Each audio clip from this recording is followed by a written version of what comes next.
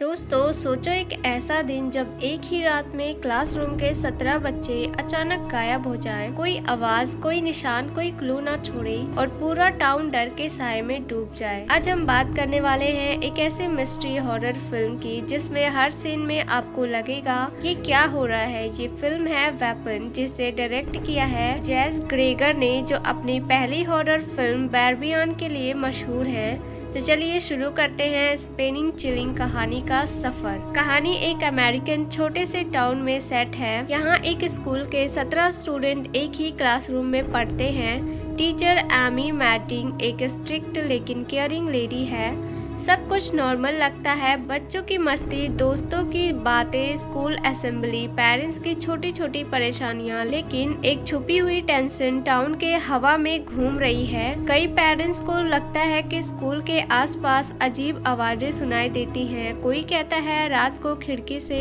अनजानी रोशनी चमकती है, लेकिन सब लोग इसे इग्नोर कर देते हैं।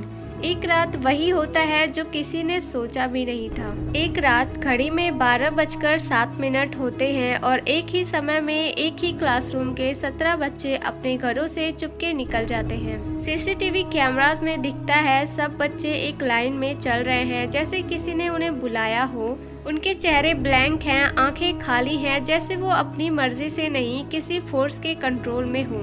अगली सुबह जब पेरेंट्स उठते हैं, सब घर खाली, पैनिक मच जाता है। पुलिस बुलाई जाती है, पूरा टाउन उन बच्चों की तलाश में निकल पड़ता है, लेकिन कहीं कोई क्लू नहीं मिलता। ना खून, ना स्ट्रगल, ना फुटप्रिंट्स, सिर्फ एक अजीब सी गूंजती हुई आवाज जो कुछ लोग ने रात को सुनी थी। अब इस स्टोरी में एंट्री होती है एक फेडरल इन्वेस्टिगेटर जॉस ब्रोलिन की। वो टाउन आता है और लोकल पुलिस से कहता है ये नॉर्मल किडनैपिंग नहीं है, इसमें कुछ और है, कुछ जो हम समझ नहीं पा रहे हैं। इंटरव्यूज होते हैं। एक पेरेंट्स कहता है मेरी बेटी ने कल कहा था क्लास में एक इनविजिबल दोस्त आता है। दूसरे पेरेंट्स कहते हैं मेरा बेटा रात को नींद में सिंबल्स ड्रॉ करता था। जूलिया गार्नर एक जर्नलिस्ट का रोल करती है। वो इन केस की इन्वेस्टिगेशन अपनी तरह से शुरू करती है। उसके आर्टिकल्स टाउन के लोगों को और भी डरा देते हैं। जल्दी ही सबको समझ आता है ये कोई इंसानी काम नहीं है। एक रात एक और बच्चा गायब होता है, लेकिन इस बार एक छोटा सीसीटीवी क्लिप मिलता है। फुटेज में दिखता है बच्चा हवा में लिफ्ट हो रहा है, जैसे कोई अनजाना फोर्स उसे खींच रहा हो, लेकिन कैमरा स्टैटिक हो जाता है और बच्चा गायब हो जाता है। बेनेडिक्ट वोंग एक साइंटिस्ट के रोल में है। वो कहता है ये किसी एलियन या सुपरनेचुरल एंटिटी का काम लगता है। उन्होंने एक साथ 17 माइंड्स को कंट्रोल किया है। ये कोई टेक्नोलॉजी या वेपन हो सकता है। इसी वजह से फिल्म का नाम है वेपन्स, क्योंकि ये फोर्स इंसानों के खिलाफ एक वेपन की तरह यूज हो रहा है। ह्यूस्टन एब्राम्स एक टीचर के रोल में है जो गिल्ट में डूब जाता है। मैं उन बच्चों का गार्जियन था, मुझे प्रोटेक्ट करना था। अब स्टोरी और डार्क हो जाती है। पेरेंट्स के घरों में अजीब इवेंट्स होने लगते हैं। दरवाजों का अपने आप खुलना बंद होना, बच्चों की ड्राइंग्स वॉल पर अपीयर्स होना, और एक बार एक माँ को अपने बिस्तर पर अपने बच्चे की आवाज सुनाई देना, मम्मी हम अभी भी तुम्हारे पास हैं। कैरी क्रिस्टोफर एक बच्चा है जो पहले दिन एब्सेंट था, मतलब वो 17 में से एक नहीं था।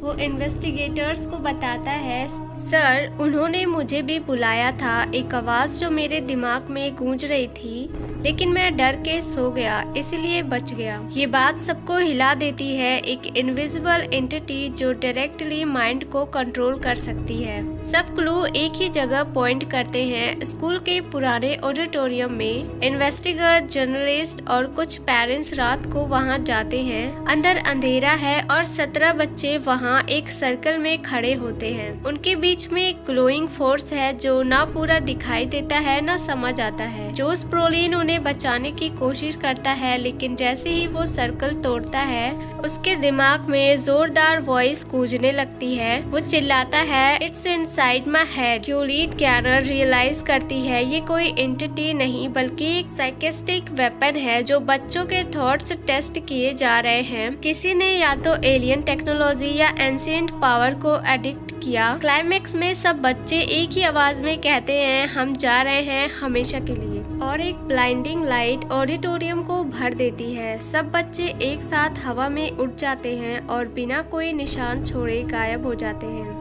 पेरेंट्स कॉपेल्स कर जाते हैं। साइंटिस्ट समझ नहीं पाता क्या हुआ। सिर्फ एक चीज क्लियर होती है, इंसान एक ऐसे फोर्स के सामने खड़ा है जो हमारी समझ से बाहर है। फिल्म का लास्ट शॉट जूलिया ग्रेगर का कैरेक्टर टाइपराइटर पर लिखता है, 17 बच्चे चले गए, उनकी कहानी हम अभी नहीं समझ पाएंगे और शायद हम अगले हो सकते हैं। स्क्रीन ब्लैक हो जाती है और सिर्फ एक लाइन आती है, weapons are not always made of steel, something they are made of minds. तो दोस्तों, ये थी वेपन्स की कंप्लीट एक्सप्लेनेशन। एक ऐसी ही कहानी जिसमें हॉरर के साथ साथ मिस्ट्री और साइकोलॉजिकल थ्रिलर का जबरदस्त कॉम्बिनेशन है। इस मूवी का एंडिंग आपको सोचने पर मजबूर करता है, क्या इंसान खुद अपना वेपन बन रहा है या हमें एक अनसीन फोर्स कंट्रोल कर रही है। तो आपको क्या लगता है, ये एलियन टेक्नोलॉजी थी या फिर सुपरनैचुरल शक्ति?